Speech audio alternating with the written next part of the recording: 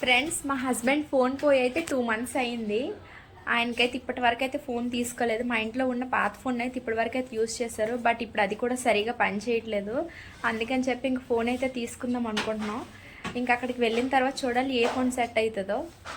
మేము diamond park దగ్గర ఉన్న సోనా విజన్ కి అయితే వెళ్ళాం ఫ్రెండ్స్. అక్కడ మా హస్బెండ్ కి తెలిసిన ఒక ఆయన అయితే ఉన్నారు. అక్కడ కొన్ని ఫోన్స్ అయితే చూపించారు. అందులో మాకైతే ఒక ఫోన్ అయితే నచ్చింది.